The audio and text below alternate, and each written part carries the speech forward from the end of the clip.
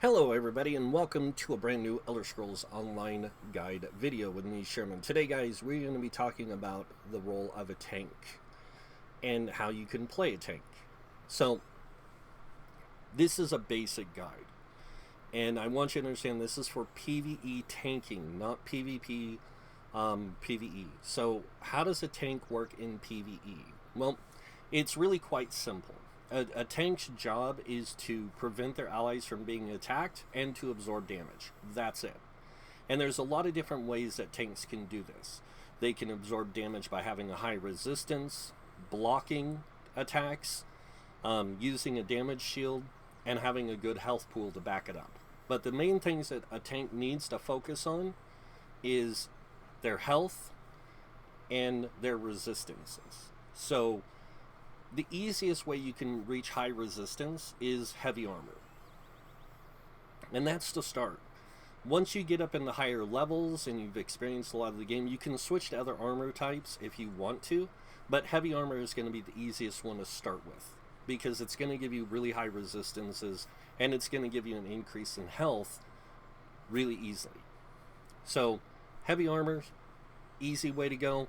Going with other armor types, you can still tank, but you have to use stuff that gives you greater resistance in sets and possibly some traits or enchants. So, what does the tank need to focus on? Health for one. You're gonna sacrifice your damage capabilities for survivability. It doesn't mean that you don't do damage, it means you're gonna do less damage than somebody made to do damage. So focusing on health is a prime example. Focusing on getting high resistance, and like I said, this is a heavy armor build. You can see the resistances baseline. With the class of a Templar, you end up with a pretty decent amount of resistance. And then when you use your resistance buff, you actually go up a lot higher. Now, the amount of resistances you need to play most content in the game, and I say most, this excludes trials, but overland dungeons is about 24 to 28k. And even trials, you can get away with 24 to 28k for completion and such. But it's better to start in the smaller areas. Start with overland. So overland play, most of the stuff you'll be tanking is world bosses and bosses in public dungeons, larger enemies and greater enemies in dark anchors and in things like that are group orientated. So you're going to focus on tanking that stuff in the beginning, and then you're going to move into tanking stuff in dungeons. Dungeons are more controlled, and they're defined, by their layout, but it's usually made for 4-man groups, so a tank, 2 DPS, and a healer.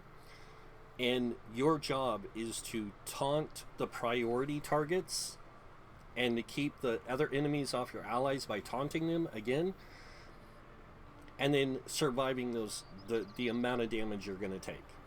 That's it. And you do this by increasing your resistance value to mitigate the incoming damage you take, having a health pool that can soak up the damage that gets through, or using tools to alleviate all incoming damage, such as damage shields. Now, blocking doesn't remove all the incoming damage. It reduces the incoming damage by a greater margin. But once you learn mechanics, like blocking becomes like a second nature thing. You will know when to priority block certain attacks on certain boss encounters, and when you can just soak the damage through your shield or soak your damage through other means. So, that's the role of a tank.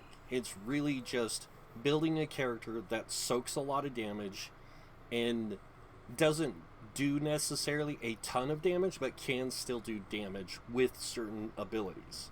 But your main focus is to keep the enemies off your allies, soak damage, and avoid everything, that way. But you have to understand this. Tanking gets complicated when the more challenging the content gets. In the beginning, tanking overland stuff is pretty easy once you get it down, and it'll become a lot easier from there because you've already learned the basics from Overland. When you go into dungeons, the content will be just as difficult, if you will, as it was in the Overland, just a little bit more on normal difficulty. And then when you move into veteran difficulty, it'll get more challenging. And then when you do hard mode bosses, it gets even more challenging on those boss encounters. So just remember that. But the basics of tanking is high resistance, high health, and a taunt. And there's 3 different taunts you can learn in the game. You can get the taunt from Sword and Shield right out the door. It's probably the easiest one to get. Then you can get the Destructive Touch taunt, morphed into Destructive Clinch on the Ice Staff. Or you can play some dungeons using Sword and Shield, unlock the Inner Fire one, and then switch out to a different weapon type that's more enjoyable to your playstyle. Now, that's not for everybody. Some people are going to find using Sword and Shield just to be the easier option, or even the Ice Staff to be an easier option than using other weapon types to tank with. And you're less likely to get kicked from groups using Sword and Shield and Ice Staff.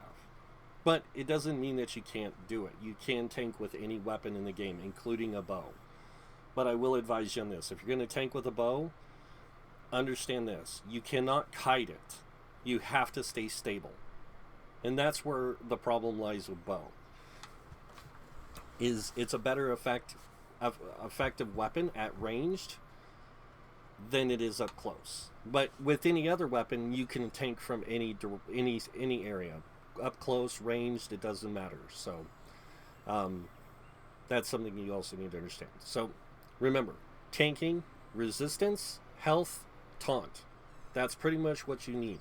Now, in some cases, using certain tools is going to help your group.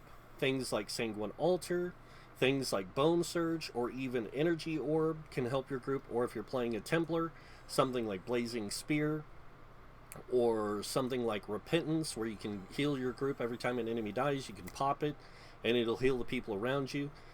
You can do a lot of things with different classes and their skill sets.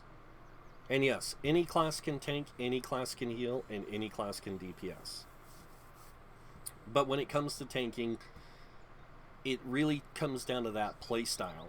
If it's something you enjoy doing, and the best way I can explain it is, do you like to be the person who keeps your group protected and helps them to survive by keeping the enemies off their allies, more like being a guardian type character inside your group? If so, tank's the way to go. But that's pretty much it for the basics on tanking. Now, I do have other guides coming out explaining tanking in detail, how to tank with, Sword and Shield, how to tank with an Ice Staff, how to tank with both of those, how to tank with a Sword and Shield and bow, or even tanking with dual wield and bow, or tanking with a two-handed and bow, or tanking with a two-handed and a fire staff. Like, I will go into all those things later as I get more guides out. So, for now, this is it. And that is tanking in a nutshell. I know, it seems really simple, but it gets a lot more complicated than that when you get into mechanics. And that's the hardest thing to learn. So understand that.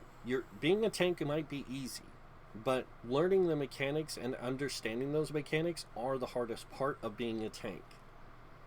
Because once you get the mechanics down, the content will become easier. And that's it. So, what's the role of a tank? To absorb damage and keep the enemies off their allies. That's simple. And you can do that with a hard taunt. So, that's pretty much it for this video, guys. I hope you guys liked it. If you did, you guys know what's coming next. If you like this video, hit that like button. If you guys want to see more videos by me, please subscribe. And if you do subscribe, hit that notification bell to be notified when I post new videos. Other than that, thank you all for watching. Until next time, have a wonderful day. And this guy might see you in game. Bye.